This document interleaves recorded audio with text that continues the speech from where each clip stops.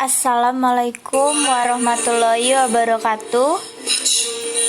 Pertemuan kali ini kita akan membahas metode langsung dan metode cadangan untuk piutang tidak tertagih.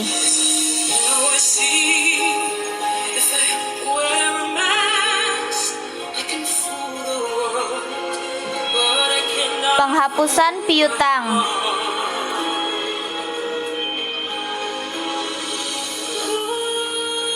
Piutang akan dicantumkan dalam neraca sebesar jumlah yang akan dapat direalisasikan, yaitu jumlah yang diharapkan dapat ditagih. Jumlah yang diharapkan dapat ditagih dihitung dengan cara jumlah piutang yang dapat ditagih sama dengan jumlah piutang dikurang taksiran piutang tak tertagih. Jumlah piutang yang tidak dapat tertagih diakui sebagai kerugian piutang. Besarnya kerugian piutang dapat dicatat dengan menggunakan: pertama, metode penghapusan langsung; kedua, metode cadangan.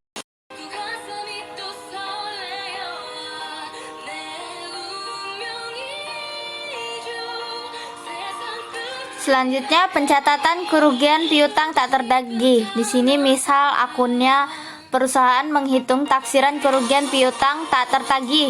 Nah, di metode langsungnya ini jurnalnya tidak ada taksiran atau tidak ada jurnal. Kemudian di metode tidak langsungnya ini kerugian piutang didebit pada cadangan kerugian piutang. Kemudian saat penghapusan piutang, metode langsungnya beban kerugian piutang didebit, piutang dikredit. Dan metode tidak langsungnya cadangan kerugian piutang didebit, kemudian piutang dikredit.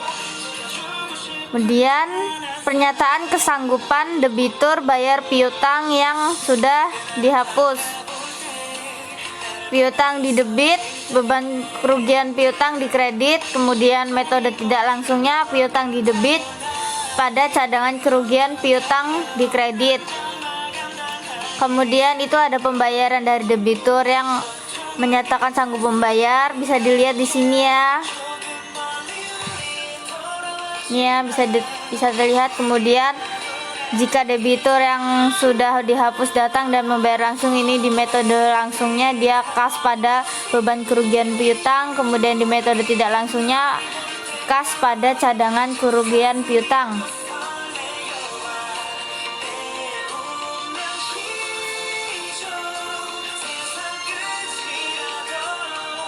Nah, di sini ada contoh soal nih. Di akunnya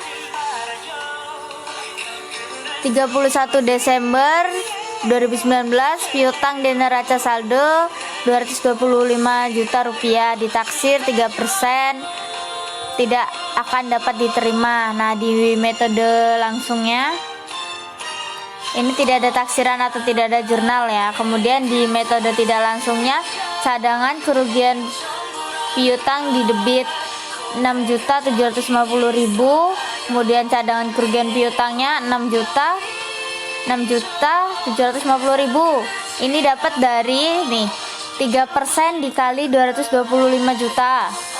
Kemudian hasilnya menjadi 6.750.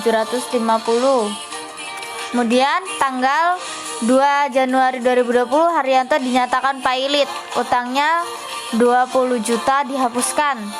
Nah, di metode langsungnya berarti beban kerugian piutang 20 juta pada piutang 20 juta. Kemudian di metode tidak langsungnya cadangan kerugian piutang 20 juta pada piutang 20 juta. Kemudian tanggal 2 Maret 2020 Haryanto datang menyatakan sanggup membayar.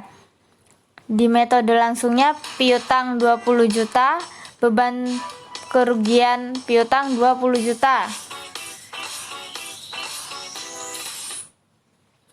Kemudian di metode tidak langsungnya beban kerugian piutang 20 juta, piutang 20 juta.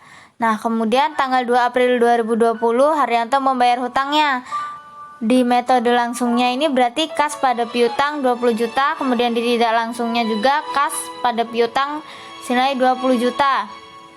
Nah, bagaimana jika ada nasabah lain yang langsung membayar utang telah dihapuskan tanpa ada pernyataan kesanggupan. Nih, misalnya pada tanggal 21 April si Sinta ini datang membayar hutang yang telah dihapuskan. Berarti kas pada beban kerugian piutangnya 7 juta, dan di metode tidak langsungnya yaitu kas pada cadangan kerugian piutang senilai 7 juta.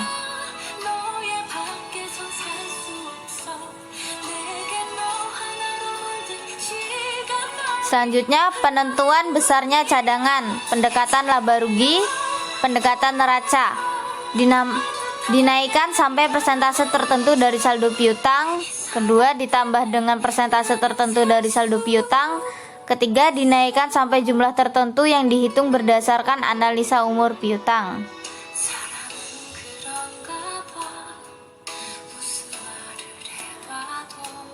Contoh soal.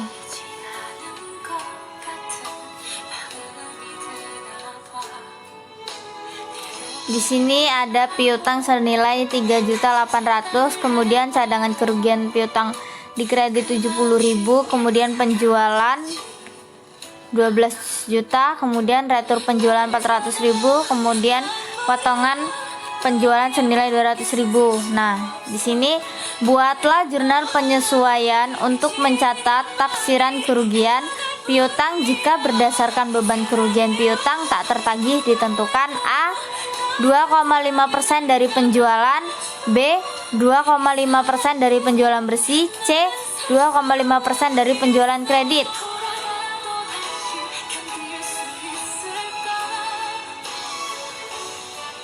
Nah, di sini bisa dilihat yang pertama A. Kerugian piutang ditentukan 2,5% dari penjualan. Berarti di sini 2,5% dikali dengan jumlah penjualan. Tadi kan jumlah penjualannya 12 juta.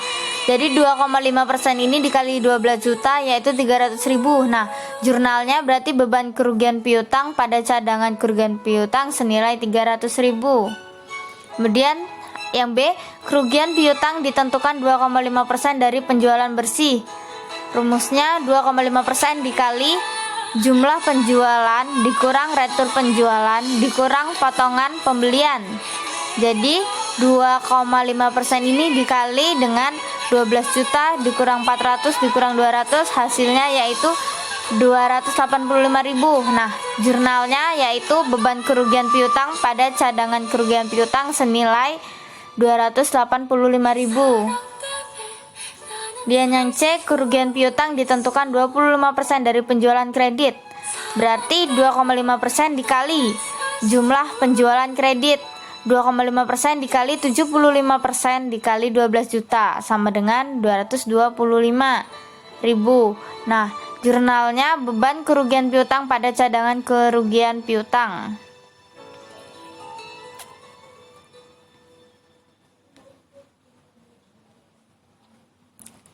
Kemudian ada contoh soal yang kedua, masih sama ya. Di sini dimintanya buatlah jurnal penyusunan pencatatan kerugian piutang jika cadangan kerugian piutang 1 dinaikkan menjadi 5% dari saldo piutang, 2 ditambah 5% dari saldo piutang, 3 dinaikkan sampai jumlah yang dihitung berdasarkan analisa umur piutang.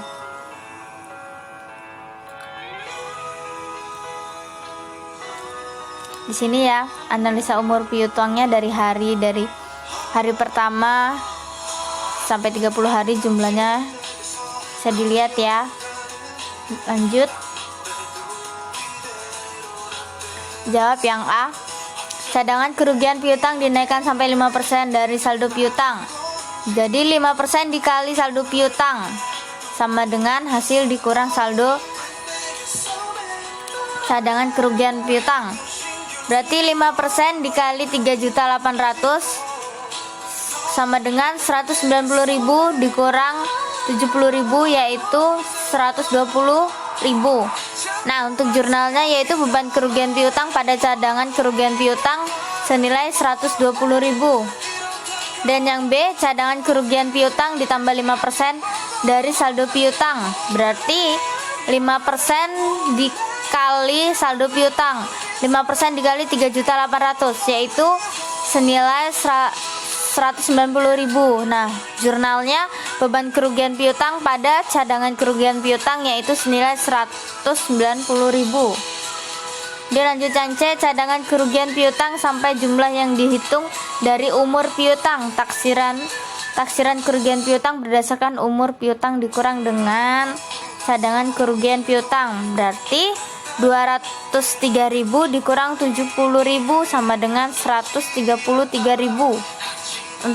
Jurnalnya beban kerugian piutang pada cadangan kerugian piutang senilai 133.000. Nah, nomor 4 di sini 203.000 ini taksiran kerugian piutang berdasarkan umur piutang. Ini dapat dari tabel. Nih, dari tabel ini. Taksiran kerugian piutangnya itu senilai 203.000.